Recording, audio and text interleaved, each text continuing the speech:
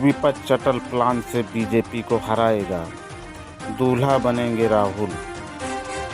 2024 के लोकसभा चुनाव में कांग्रेस पार्टी बीजेपी के खिलाफ अटल फॉर्मूला इस्तेमाल कर सकती है।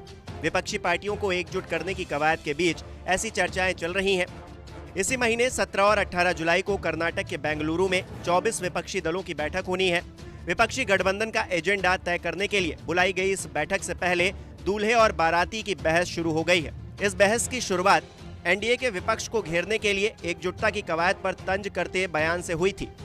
दरअसल चुनाव के मद्देनजर मिशन विस्तार में जुटी बीजेपी ने विपक्ष से पूछा था कि 2024 के चुनाव में उसका दूल्हा कौन होगा।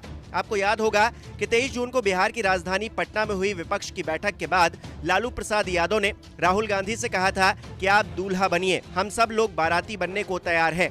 कांग्रेस नेता तारिक अनवर ने इस बयान के सियासी मायने बताए हैं।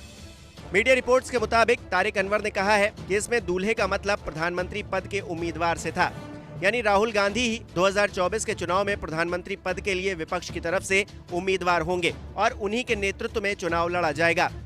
दूल्हे और बाराती को लेकर जारी बहस के बीच अब ये चर्चा भी छिड़ गई है कि क्या कांग्रेस विपक्ष में पूर्व प्रधानमंत्री अटल बिहारी वाजपेयी वाला दांव चलने की तैयारी में है। दरअसल 1989 के आम चुनाव के बाद से 1999 तक राजनीतिक अस्थिरता का दौर था। साल 1996 के लोकसभा चुनाव के समय विपक्ष में बैठी बीजेपी ने प्रधानमंत्री पद के लिए वाजपेयी जी का चेहरा घोषित किया। देश की आजादी के बाद ये पहला अवसर था जब विपक्ष प्रधानमंत्री पद के लिए कोई चेहरा घोषित करके लड़ रहा था। चुनाव के बाद बीजेपी 161 सीटें जीतकर सबसे बड़ी पार्टी के रूप में उभरी और अटल बिहारी वाजपेयी प्रधानमंत्री बने। हालांकि ये सरकार 13 दिन में ही गिर गई, लेकिन इस सरकार ने पीएम फेस आगे कर एनडीए के लिए चुनाव मैदान में उतरने का नया चलन शुरू कर दिया। भारत जोड़ो यात्रा के बाद राहुल गांधी की छवि में बदलाव हुआ है और कर्नाटक की जीत के बाद कांग्रेस के मनोबल में भी बढ़ोतरी हुई है। ऐसे में संभावनाएं जताई जा रही हैं कि कांग्रेस की तरह विपक्ष भी पीएम फेस के लिए उन्हें आगे कर सकता है। विपक्ष की अगली बैठक में तस्वीर साफ होने की उम्मीद है।